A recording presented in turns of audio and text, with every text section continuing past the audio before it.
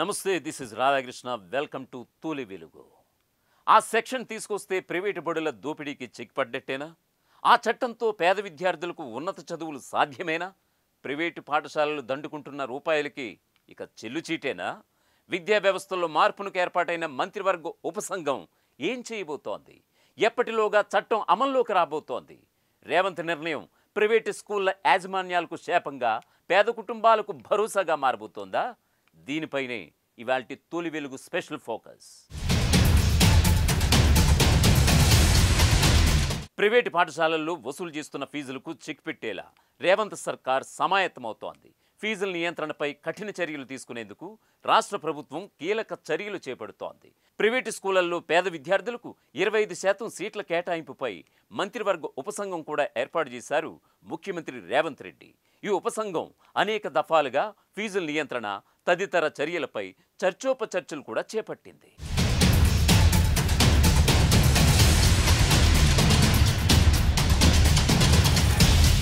వాస్తవానికి ఫీజుల నియంత్రణపై రాష్ట్ర విద్యా కమిషన్ సమగ్ర అధ్యయనం చేసి Telangana private unaided school regulatory and monitoring commission ముసాయిదా బిల్లు 2025 పేరుతో జనవరి 24న ప్రభుత్వానికి నివేదిక సమర్పించింది.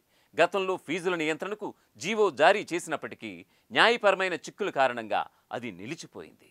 అందువల్ల ఫీజుల నియంత్రణకు ప్రత్యేక చట్టం చేయాలని కమిషన్ అభిప్రాయపడింది.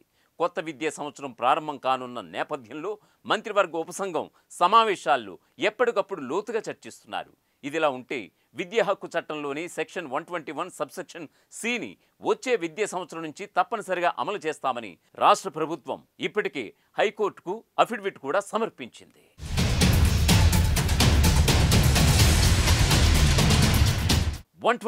సబ్సెక్షన్ సి నిబంధన అమల్లోకి వస్తే ఏం జరుగుతుందనేది ఒకసారి పరిశీలిద్దాం. 121 సబ్సెక్షన్ సి నిబంధన అమలులోకి వస్తే ప్రైవేట్ పాఠశాలల్లో 25% సీట్లు బలహీన వర్గాల పిల్లలకు కేటాయించాల్సి ఉంటుంది. వారి ఫీజు మొత్తాన్ని ప్రభుత్వమే భరించాల్సి వస్తుంది. అయితే ఇది జరిగితే ప్రభుత్వ పాఠశాలల్లో విద్యార్థుల సంఖ్య మరింత తగ్గే అవకాశం ఉంది. కనుక కర్ణాటక తరహా విధానాన్ని అమలు చేస్తే ప్రభుత్వ పాఠశాలలు అందుబాటులో లేని ప్రాంతాల్లో మాత్రమే ప్రైవేటు పాఠశాలల్లో సీట్లు కేటాయిస్తారు.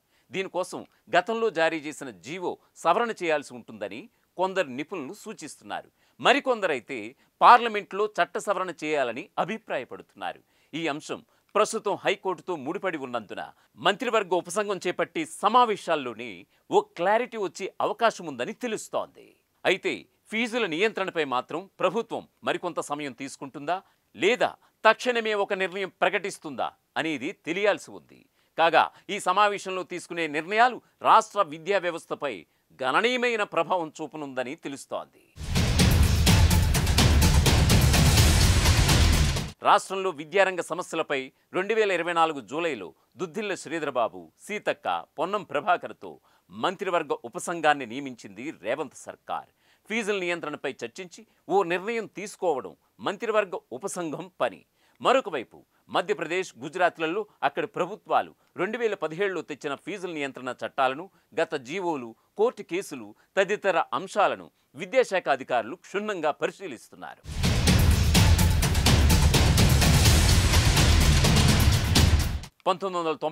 జనవరి 1న జారీ చేసిన జీవో 1లో ఒక్కో విద్యార్థికి ఎంత విస్తీర్ణం ఉండాలో నిర్ణయించారు. విదేశాల్లో యూనివర్సిటీలు సైతం కొద్దిపాటి స్థలంలోనే ఉంటున్నాయి. కాకుంటే బహుళ అంతస్తుల భవనాల్లో నిర్వహిస్తూ ఉంటారు. అందువల్ల వివిధ సౌకర్యాలు, పాటించే నాణ్యతా ప్రమాణాలను చూసి ఫీజులను నిర్ణయిస్తారనేది అందరూ చెప్పే మాట.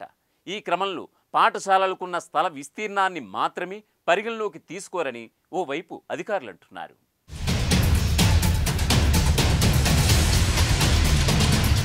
గతంలో ఫీజుల నియంత్రణపై జీవో జారీ చేసిన న్యాయపరమైన సమస్యలతో ఆ ప్రక్రియ ఆగిపోయిందని గుర్తు చేస్తున్న అధికారులు తక్షణం చట్టం తేవడమే ఈ సమస్యకు పరిష్కారం అంటున్నారు. చట్టం చేయాలంటే అసెంబ్లీలో బిల్లు పెట్టాల్సి ఉంటుంది. దీన్ని ఎప్పుడు ప్రవేశపెడతారన్న దానిపై మంత్రివర్గ ఉపసంఘంలో చర్చించిన అనంతరం ఓ స్పష్టతకైతే రావచ్చు.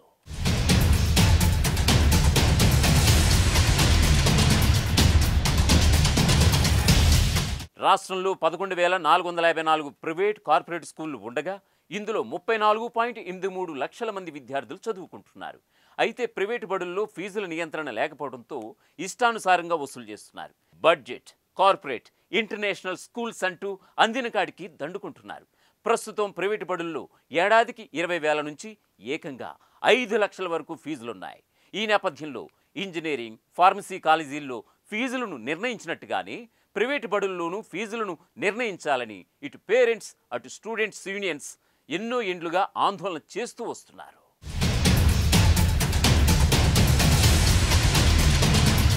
ప్రపంచంలో ఏ మూల ఏ క్షణం ఏం జరుగుతుందో వేగంగా తెలుసుకోవడానికి తొలి వెలుగు వాట్సాప్ ఛానల్ని ఫాలో చేయండి.